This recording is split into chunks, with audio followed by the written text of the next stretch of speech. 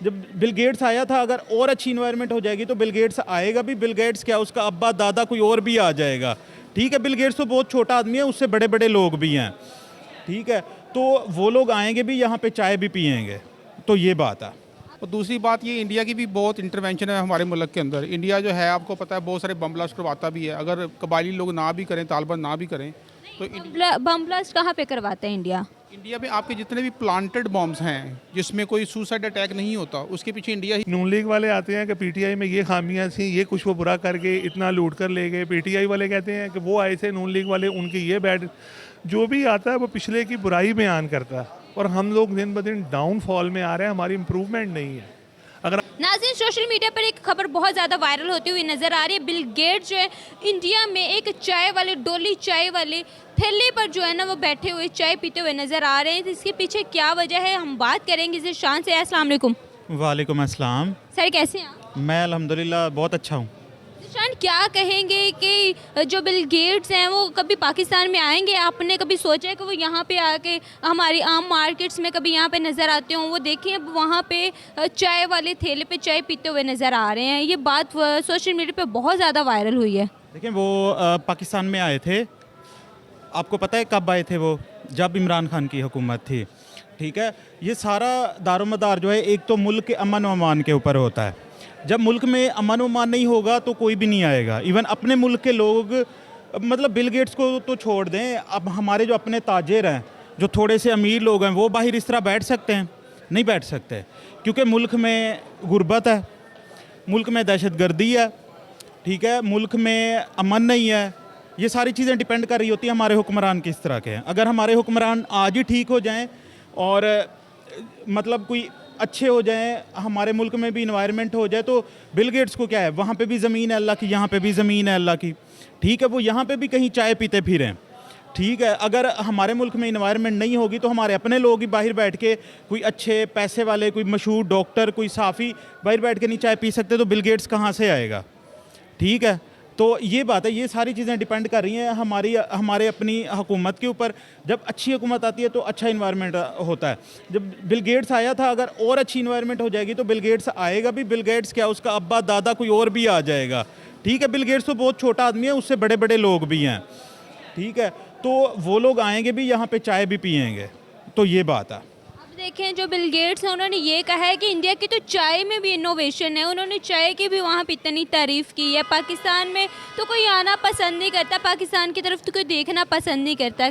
इसके बारे में क्या कहेंगे आप? देखें, एक मुल्क जो चांद पे चला गया हुआ है, एक मुल्क है जिसको समझ नहीं आ रही करना ही क्या है, जिनसे सड़कों का गंद नहीं साफ़ हो रहा, जिस मुल्क में बच्चे आधे नंगे फिर रहे हैं, जिस मुल्क में जो है ना लोग रोटी कपड़ा मकान मांग रहे हैं, और मज़े की बात यह है कि उस मुल्क में फ्री वाईफाई मिल रही है। ठीक है, हाँ ठीक है। जो फ्री वाईफाई दे रही हैं, तब देखें वाईफाई से तो हमारे पेट नहीं ना भरेंगे। वाईफाई से तो हम क्या कर सकते हैं, हम पैकेज नहीं करवा सकते क्या? जी जी, मैं गुर्बत के मारे काफ़ी जो है ना मेरा बुरा हाल था। तो जब उसने ये तकरीर की तो मुझे एक मतलब मुझे वाकई लतीफ़ा मिल गया। मैं बहुत हंसा इस बात पे। जिस मुल्क के हुक्मरान रोटी कपड़ा मकान जूता स्कूल कुछ नहीं दे सकते, आटा नहीं दे सकते, और वो कहते हैं कि हमने वाईफाई लोगों को फ्री देनी है, तो ऐसे जब मुल्क में मजाक होगा, ऐसे मजाक हुक्मरान आ जाएंगे, तो बिल गेट्स क्या, फिर कोई भी नहीं, अपनी अवाम ही नहीं रहेगी। फिर लोग बाहर की तरफ भागेंगे, बाहर की तरफ दौड़ेंगे, और फिर यहाँ पे सिर्फ भूख होगी, अफलास होगी, मांगने वाले होंगे, दहशतगर्दी होगी, डकैतियाँ होंगी, चोरियाँ होंगी, ये सब कुछ होगा। बिल गेट्स का तो सोचे ही ना, अपने लोगों को रोकने का सोच लें, ये बड़ी बात है। जी, इंडिया ने जितनी तरक्की कर ली है, तरक्की के पीछे क्या वजह है, तरक्की का क्या राज है? अब देखें, वो दुनिया की तीसरी बड़ी इकॉनमी बनने जा रहा है और हम अभी भी इधर ही ज़मीन पे धक्के खा रहे हैं।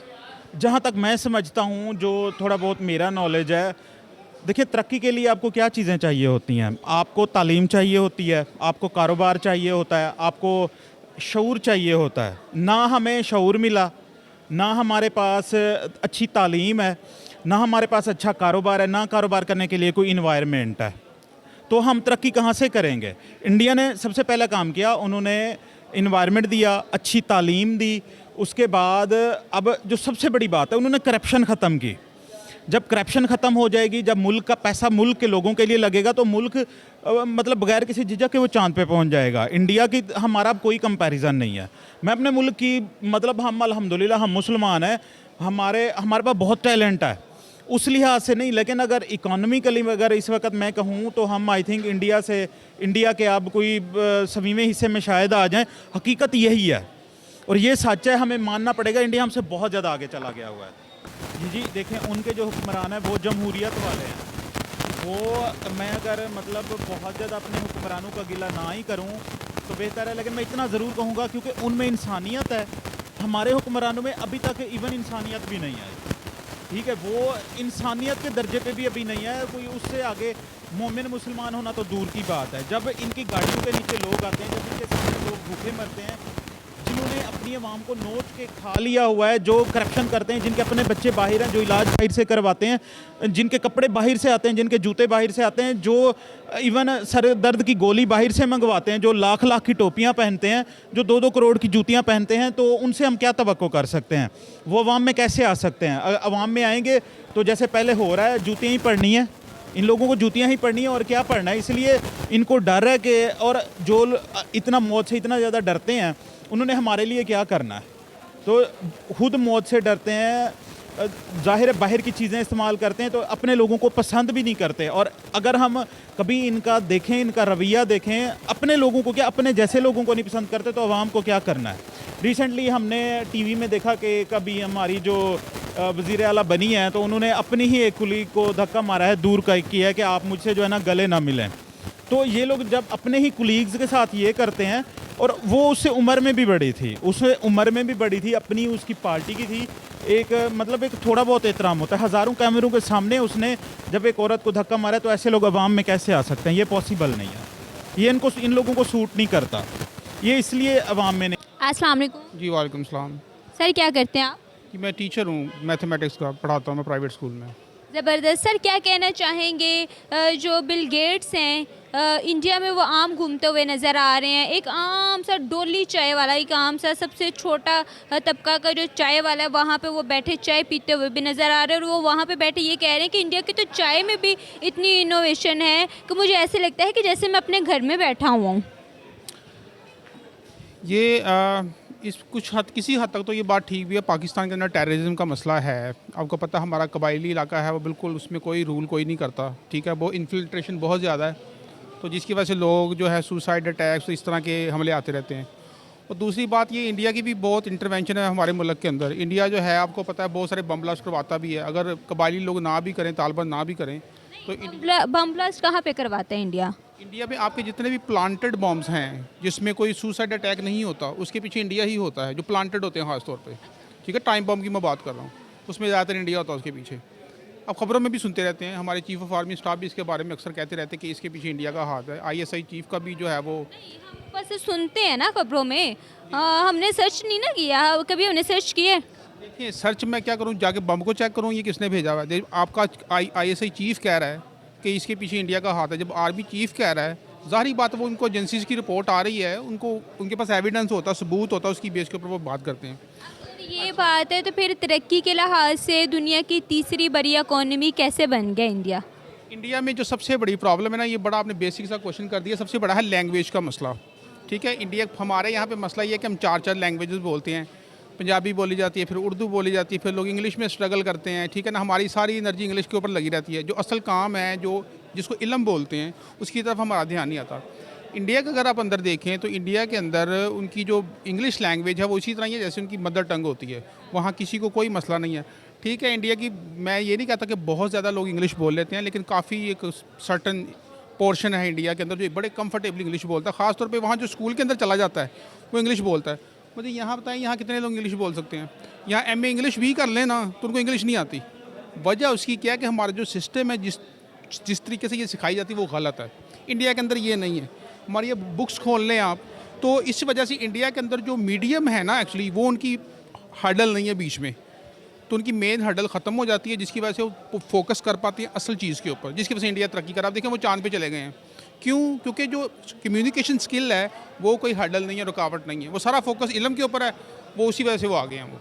ये मेन वजह है। देखिए ना, ये कोई छोटी बात नहीं, ये बहुत बड़ी बात है। सोशल मीडिया पे ये पिक्चर इतनी ज़्यादा वायरल होती हुई नज़र आ रही। डोली चाय वाला जो है, एक आम सा ढाबा है, उसके ऊपर उन्होंने बैठ के कहा कि इंडिया की तो चाय में भी इतनी इनोवेशन है, तो पाकिस्तान कहाँ पे, हम कहाँ पे एग्जिस्ट कर रहे हैं ना। देखिए, ये जो चाय का इन्होंने बनाया ना, ये तो आप किसी भी चीज़ को ग्लैमराइज कर देते हैं पकड़ के। यहाँ मैं अभी मूंगफली लगा के खड़ा हो जाता हूँ, ठीक है ना। अब यहाँ भी एक चाय वाला मशहूर हुआ था, याद है आपको, पिछले काफ़ी, ठीक है ना। मशहूर होने की बात नहीं होती, ये बात होती है कि उन्होंने इसको ग्लैमराइज किया है।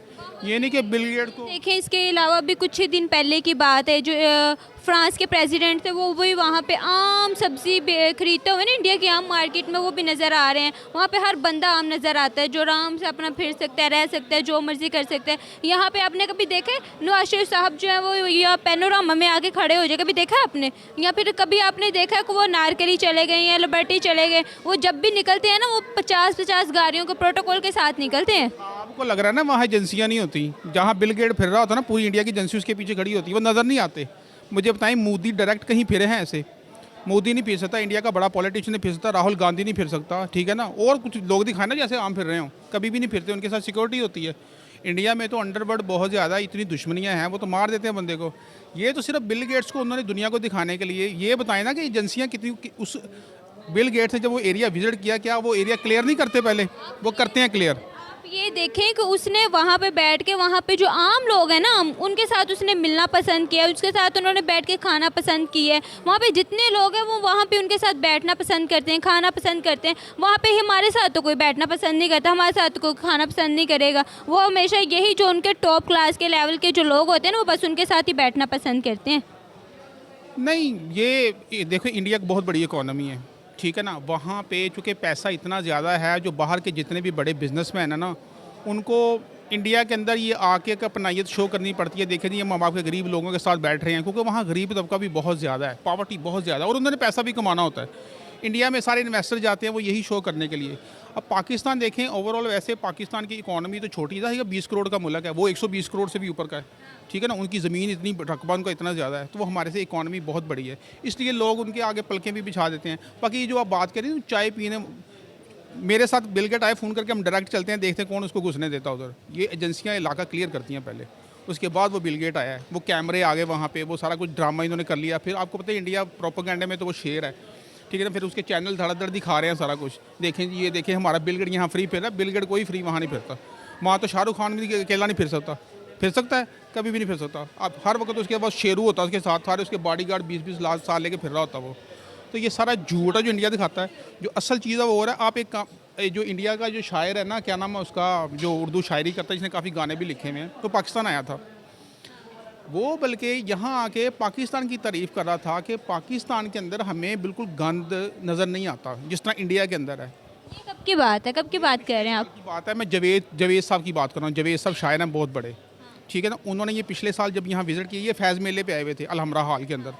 यहाँ पे आकर उन्होंने कहा कि जितनी सफाई पाकिस्तान के अंदर है, इंडिया के अंदर तो आपको हर जगह पे रेडी वाला, ठेले वाला, गुर्बत इतनी ज़्यादा है इंडिया के अंदर, लेकिन पाकिस्तान के अंदर उस टाइप की गुर्बत नहीं है। हमारी सिर्फ इकॉनमी छोटी है, यहाँ इन्वेस्टर नहीं आता, ठीक है ना। इंडिया के अंदर आप हिसाब लगाएं कि छोटी सी भी प्रोडक्ट आप लॉन्च करें, 120 करोड़ लोग हैं, उसमें से 20 करोड़ भी खरीद लें, वो कहाँ की कहाँ बात चली जाती है। तो ये वजह है कि इंडिया के पीछे लोग बहुत भागे भागे फिरते हैं, और क्रिएटर भी, जितनी भी लोग हैं, यही सारा सिलसिला, पैसा है मेन चीज़। सब लोग उनके साथ ट्रेड करते हैं, उनके साथ ट्रेड करना चाहते हैं, उनके साथ बिजनेस करना चाहते हैं। हमारे तो साथ ना कोई ट्रेड करना चाहता है, ना हमारे पास कोई आता है, ना कोई हमारे पास आके रहना चाहता है, ना कोई हमारे साथ ट्रेड करना चाहता है, ना कोई इम्पोर्ट करता है, ना कोई एक्सपोर्ट करता है। अब जो जम्मू कश्मीर है, उसकी जो इलेक्ट्रिक ट्रेन है, जो नरेंद्र मोदी साहब ने उनको 32,000 जो करोड़ दिया उन्होंने, वो जो उनकी जो इलेक्ट्रिक ट्रेन है ना, वो अब इंडिया के कुछ सिटीज़ के साथ भी कॉन्टेक्ट कर रही है। हमारे साथ तो कुछ भी ऐसा नहीं होता। एक तो देखें, ये तो मैंने एक फैक्टर बताया है, हम मुसलमान भी हैं, इस वजह से भी लोग ना हमें पीछे रहना चाहते हैं। नहीं, हम मुसलमान हैं, इसका मतलब ये नहीं कि लोग हमें पीछे रखेंगे। हम इस्लामिक मुल्क हैं।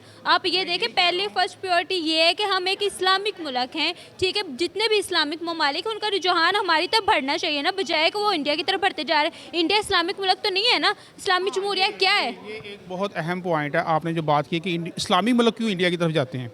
मिसाल के तौर पे अफ़गानिस्तान की बात कर लें आप। सबसे पहले अफ़गानिस्तान का मसला ये है कि अफ़गानिस्तान की हमारे साथ बॉर्डर का मसला है, यहाँ 3 मरले का प्लॉट हो ना तो गोलियाँ चल जाती हैं, ठीक है ना। वहाँ इतना किलोमीटर के हिसाब से वो रकबा पड़ा हुआ है। वो कहते हैं ये अटक तक सारा अफगानिस्तान है, वो कहते हैं केपी के सारा हमारा है। हम मानने के लिए तैयार नहीं, वो भी मानने के लिए तैयार नहीं है।